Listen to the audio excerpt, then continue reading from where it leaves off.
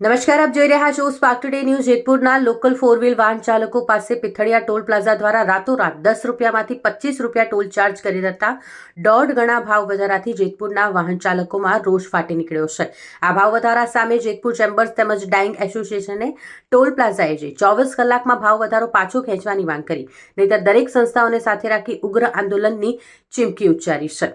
જેતપુર પાસે પિથળિયા toll plaza જ્યારે બનતું હતું ત્યારે જ ઔદ્યોગિક શહેર જેતપુરની ડાઇંગ એન્ડ પ્રિન્ટિંગ એસોસિએશન અને ચેમ્બર્સ ઓફ કોમર્સ દ્વારા વિરોધ કરવામાં આવ્યો હતો. આ વિરોધને ઠરાવવા હાઈવે ઓથોરિટી દ્વારા તત્કાલીન સમયે જેતપુર શહેર તેમજ તાલુકાના વાહન ચાલકોને લોકલ ગણવામાં આવશે અને તેઓની પાસે આજીવન 5 રૂપિયા ટોલ ચાર્જ વસૂલવામાં આવશે તેવી બાહેધરી આપી હતી. પરંતુ આ બાહેધરી મૌખિક હોવાથી ટોલ પ્લાઝા દ્વારા 5ના 7 રૂપિયા અને 7ના 10 રૂપિયા ટોલ ચાર્જ કર્યો. તેમાં તેઓને સ્થાનિક વિરોધનો સામનો કરવો ન પડતા સીધો દોઢ ગણો એટલે કે 10 રૂપિયામાં 15 રૂપિયાનો ભાવ વધારો કરી 25 રૂપિયા કરી નાખ્યો. આ ભાવ વધારાથી લોકલ વાહન ચાલકોમાં રોષ ફાટી નીકળ્યો છે. આજે જેતપુર ચેમ્બર્સ ઓફ કોમર્સ અને ડાઇંગ એન્ડ પ્રિન્ટિંગ એસોસિએશનના હોદ્દેદારો દ્વારા પિથળિયા ટોલ પ્લાઝાએ જઈ ભાવ વધારો પાછો ખેંચવાની રજૂઆત કરી હતી. સાથે જ લોકલ ઉપરાંત અન્ય પસાર થતા વાહનોના ટોલના ભાવમાં પણ 5 રૂપિયાનો ભાવ વધારો કરાયો છે.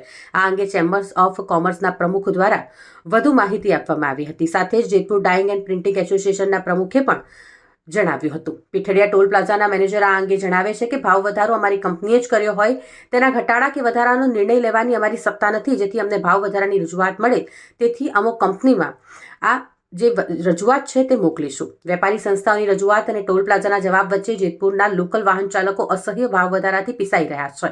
સ્થાનિક વાહન ચાલકો તો ટોલ પ્લાઝા 60 કિલોમીટરના નિયમ વિરુદ્ધ હોય રદ કરવાની જ માંગ કરી રહ્યા છે. જેથી હવે જોવાનું રહ્યું કે વેપારી સંસ્થાઓનું ટોલ પ્લાઝા પાસે કેટલું ઉપજશે. ટોલના ભાવમાં થયેલ વધારો સંપૂર્ણ પરત ખેંચાશે કે પછી આંશિક રાહત આપવામાં આવશે તે સમય બતાવશે. આજે જેતપુર ચેમ્બર ઓફ કોમર્સ અને ડાઇંગ પ્રિન્ટિંગ એસોસિએશન જે લોકોમાં ઉગ્ર રજૂઆત હતી ટોલમાં જે ફેરફારો છે આના અનુસંધાનમાં, તો આજે બંને સંસ્થાઓ પોતાનું નેતૃત્વમાં ટોલ નાકા જે અધિકારીઓ છે એમની સાથે પ્રાથમિક વાતચીત કરી આ ટોલ વહેલી તકે જે 10/25 કર્યા છે એ નાબૂદ થાય અને જે એરિયા વધારવામાં આવ્યા છે એ એરિયાના અનુસંધાનમાં જે પહેલાં 20 કિલોમીટરનો એરિયા હતો એ અનુસંધાનમાં જ અને 10 રૂપિયાનો ટોલ રજૂ થાય એવી રજૂઆત કરી છે. એ લોકોએ એમને પ્રાથમિક આશ્વાસન આપેલું છે કે 24 કલાકમાં અમે આનો નિર્ણય કરશું અને જે કાંઈ તમારી રજૂઆત છે એને ઉપર લેવલ સુધી પહોંચાડી અને યોગ્ય ન્યાય મળે એવી વ્યવસ્થા કરશું. આ જે ઉગ્ર રોષ છે એ સમાજ જીવનની અંદર એક ઉગ્ર આંદોલન ન બને એટલા માટે બધા મિત્રોએ સાથે મળી અને આ ટોલ નાકાએ જે વિરોધ પ્રદર્શન કર્યો છે એનો યોગ્ય નિર્ણય લેવાય એવી અમારી બંને સંસ્થાઓની અપેક્ષા છે.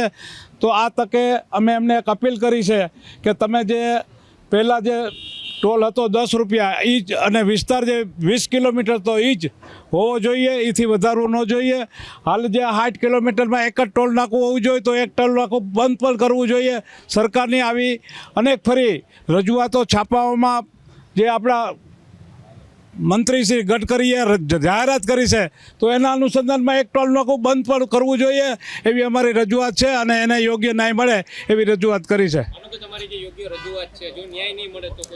ન્યાય નહીં મળે તો અમે ઉપર લેવલ સીધું આપણા કેન્દ્રીય મંત્રી મનસુખભાઈ સાથે વાત કરેલી છે, આપણા અહીંના ધારાસભ્ય માન્ય શ્રી જયેશભાઈ સાથે પણ વાત કરેલી છે. તો જે કાંઈ નિર્ણયો લેવા પડશે અમે સાથે બેસીને કરશું અને યોગ્ય નિર્ણય આવે એવી અપેક્ષા અમે રાખીએ છીએ. આજે પીઠડિયા ટોલ નાકે અમે લોકો જેતપુર ડાઇંગ એન્ડ પ્રિન્ટિંગ એસોસિએશનની કારોબારી તેમજ ચેમ્બર ઓફ કોમર્સની કારોબારી સંયુક્ત રીતે અહીંયા અમે આ લોકોને આવેદનપત્ર દેવા આવ્યા છે કે જ્યારે એકાએક આ લોકોએ ભાવ વધારો કરી દીધો છે. જે 10 રૂપિયા લોકલના ચાર્જ હતો એના સીધા 25 રૂપિયા અત્યારે લોકોના કપાવવા માંડ્યા છે. ત્યારે અમારી પાસે ખૂબ ગામમાંથી ફરિયાદો છે અને આનો ઉકળાટ ગામમાં ખૂબ છે. ત્યારે આજે અમે આ લોકોને રજૂઆત કરી છે અને એવી રીતે નહીં કે ઉપર અમે મોકલી દઈને કરશું ને જોશું ને એમ નહીં. અમારે 24 કલાકની અંદરનો નિર્ણય જોઈશે અને નહીંતર પછી જો 24 કલાકમાં જવાબ નહીં આપે તો અમારા ગામની સાથે આનું આંદોલન કરવું પડે તો કરશું. જે કાંઈ કરવું પડશે એ અમે ગામને સાથે રાખીને બે સંસ્થા આનો યોગ્ય નિર્ણય થાય એના માટે અમે આંદોલન કરશું. જ્યારે આ ટોલનાકું બન્યું ત્યારે અમારે મુરબ્બી શ્રી રાજુભાઈ પટેલ અમારા ચેમ્બરના પ્રમુખ હતા, હું ઉપપ્રમુખ હતો અને એસોસિએશનમાંથી અમે તે સમયે પણ રજૂઆત કરી અને આ ટોલ નાકાના લોકલના 5 રૂપિયા કરાવ્યા હતા, એમાંથી 7 થયા, એમાંથી 10 થયા, આજે 25 કરી નાખ્યા. 10 સુધી વાંધો નથી, પણ 25 રૂપિયા કોઈ પણ હિસાબે ચાલશે નહીં. અને છેલ્લે અમારી એક માગણી એ પણ છે કે અમને 4 વ્હીલ ફ્રી કરી દો. ભલે લોકલ તો ફ્રી કરી જ દો અમને. 10 રૂપિયા લ્યો છો તો એ લોકલ 4 વ્હીલ ફ્રી કરવી જ જોઈએ. એ પણ રજૂઆત કરી છે. અને આનો નિર્ણય નહીં આવે તો અમારે સંયુક્ત સંસ્થા સાથે બેસી અને નિર્ણય કરશે કે ભાઈ અમારે આગળ હવે પગલાં શું લેવા. એ લોકોની રજૂઆત એમ છે કે પહેલાં 10 રૂપિયા કપાતા, અત્યારે હાલમાં 25 રૂપિયાથી વધારો કરવા કંપની દ્વારા આવ્યો છે. એમની રજૂઆતને લાગણી અને માંગણી હતી. અમે એની લાગણી અને માંગણી આગળ કંપનીમાં ફોરવર્ડ કરશું. જુનાગઢ ખાસ કે 6 લેનની અત્યારે કામગીરી ચાલી રહી છે, તેમ છતાં પણ લોકલ ટોલ ટેક્સમાં વધારો કરવો કંપની દ્વારા કેટલો યોગ્ય?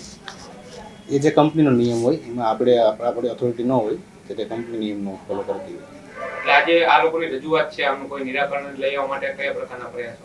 હવે આપણે આ જે લેટર આપી ગયા છે આજે આપણે આગળ કંપનીમાં ફોરવર્ડ કરશું.